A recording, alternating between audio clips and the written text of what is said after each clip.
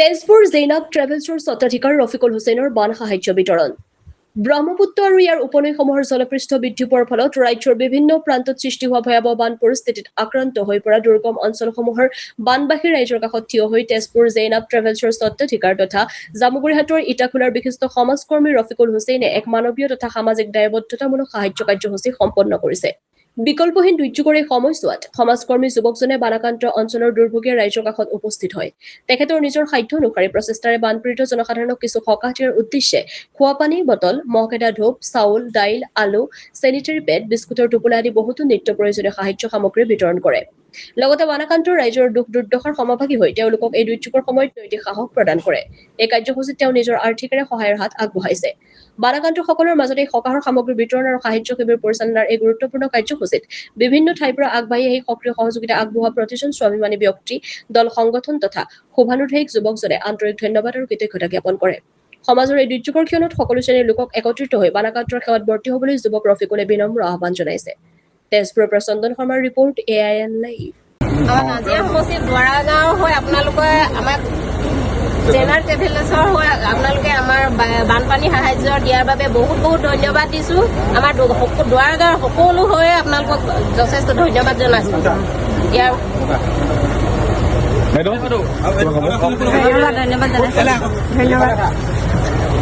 ধন্যবাদ থাকিল সকলোকে আকৌ এবাৰ ধন্যবাদ জনাইছোঁ। আমাক সাহায্য কৰিব লাগিছে, বান সাহায্য কৰিব লাগিছে, অশেষ ধন্যবাদ আপোনালোকক। এই আমাৰ প্ৰথম আৰু ইয়াত কোনো এনেকে আহি পিনে আমাক ইয়াত বান সাহায্য কৰা নাই। হয় দিছে, এনেকে আমাক নাই দিয়া, তাৰমানে দিছে, নিজে বুলি নকওঁ, দিছে। খোৱা পানী ধৰি লওক এইবিলাক অলপ সুবিধাখিনি 2-3 দিনলৈ আমাৰ মানে হেৰি হ'ব, আমি পাৰিম আৰু সঁচা কথা ক'বলৈ আমি দুদিন একো খাবলৈ নোপোৱাকৈ আছিলোঁ। আৰু আমাৰ ইয়াত জেটপিচি বাইদেউ আছে, বাইদেউ আপুনি দুই এষাৰ কৈ দিয়ক।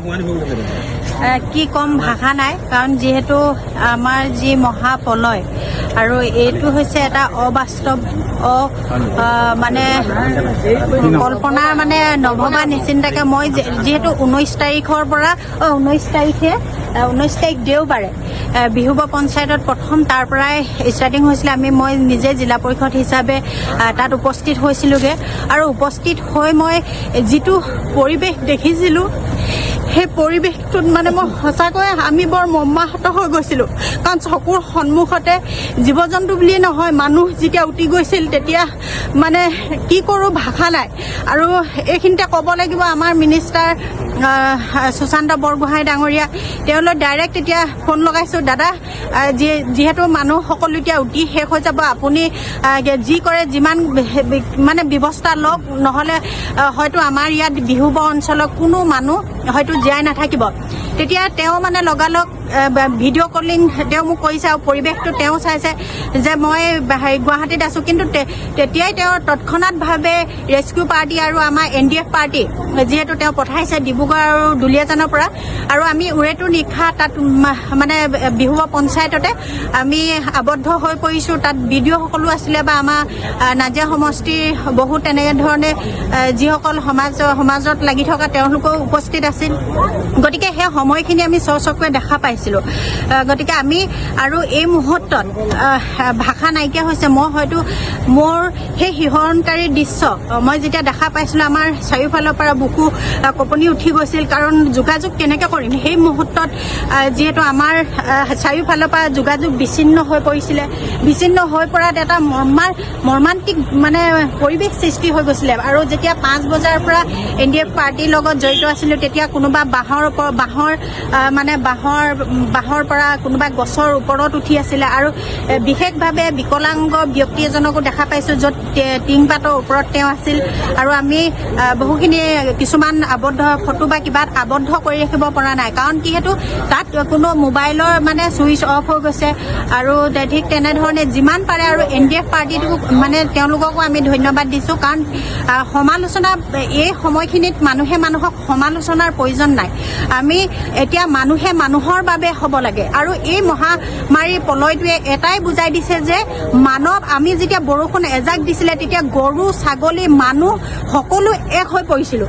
তেতিয়া সেইটো কাৰণে এই সময়ত সমালোচনা নহয়, যোনে যিমান পাৰে আপোনালোকে মানে সহায় কৰক, ৰাইজক সহায় কৰক। আৰু আমি বিশেষভাৱে আমাৰ যিহেতু জেনাব ট্ৰেভেলছৰ যোগেদি আজি তেজপুৰৰ পৰা যি ধৰণে আপোনালোকৰ মাজত চাওক সুদূৰ বাটৰ পৰা আজি 5 বজাতে তেওঁলোকে আহি আপোনালোকক নোখোৱা নোবোৱাকৈ অলিয়ে গলিয়ে তেওঁলোকে বিহুবৰত এতিয়ালৈকে মানে বহু সামগ্ৰী তাত বিতৰণ কৰিছে। আৰু যিসকল ৰাইজে আজি বহুত অঞ্চলত ভিতৰুৱা গাঁও আছে, ঠিক তেনেধৰণে আজি বানটোক আপোনাৰ ইয়াত দুৱাৰা গাঁৱত তেওঁলোকে নিজে যোগাযোগ কৰি যি ধৰণে অলিয়ে গলিয়ে আপোনাৰ যোগাযোগ কৰিব নোৱাৰা ঠাইত বিশেষভাৱে তেওঁ এই মানে ৰাইজক যি ধৰণে মানে যি ধৰণে সহায় কৰিবলৈ আহিছে তাৰ পৰা সঁচাকৈ কৈছোঁ অন্তৰৰ কোণৰ পৰা আমি ধন্যবাদ জ্ঞাপন কৰিছোঁ। আপোনালোকৰ এই মহানুভাৱৰ যি মানে দেখা পাইছোঁ, তেনেধৰণে আপোনালোকে যাতে আগন্তুক আমি সকলোৱে যাতে এতিয়া এই সময়ত একগোট হৈ সকলোৱে আপোনালোকে এই সময়টোতে সকলো ৰাইজকে মই এটা কথা কওঁ, দুৱাৰাবাসীক আপোনালোকেও অন্তৰৰ পৰা এটা ধন্যবাদ জ্ঞাপন কৰক, যাতে অনাগত দিনতো ভৱিষ্যত দিনলৈকেও যাতে এওঁলোকে এনেধৰণে ইমান যাতে এই যি আমাৰ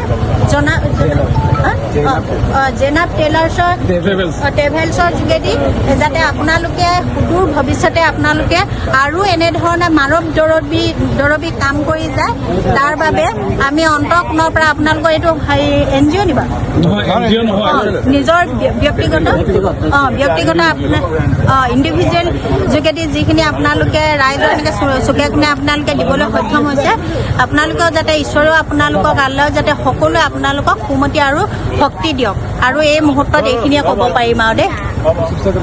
আমি আহোঁতে যোগাযোগ কৰিছিলোঁ ৰজাবাৰী মাদ্ৰাছাত যোগাযোগ কৰোঁতে এই জনাবে আমাক এইখিনি জেগা বুলি ক'লে, জনাবে বাকীখিনি মোৰ লগত জয়নাব ট্ৰেভেলছৰ সতীৰ্থসকলে যোগাযোগ কৰে যে আমি ৰিলিফ লৈ আহিছোঁ, আমি কাক ক'ত দিলে ভাল হ'ব, ক'ত মানুহখিনিয়ে বিশেষকৈ পোৱা নাই। তেখেতসকলক মই ক'লোঁ যে আমাৰ ওচৰতে মাদ্ৰাছাৰ ওচৰতে দুৱাৰা গাঁও বুলি জেগা এটা আছে, যিহেতু ভিতৰুৱা অঞ্চল, তাত চব মানুহ তাত নাযায়, আপোনালোকে তাত দিলে বেছি ভাল হ'ব। যিহেতু আলিৰ কিনাৰত চবেই দি আছে, সেইকাৰণে মই দুৱাৰা গাঁৱৰ নামটো মই তেখেতক জনাইছোঁ যে আপোনালোকে আহক, ইয়াৰ মানুহখিনিক আপোনালোকে সহায় কৰক। আপোনালোকে দাদাকো ধন্যবাদ দিয়ক।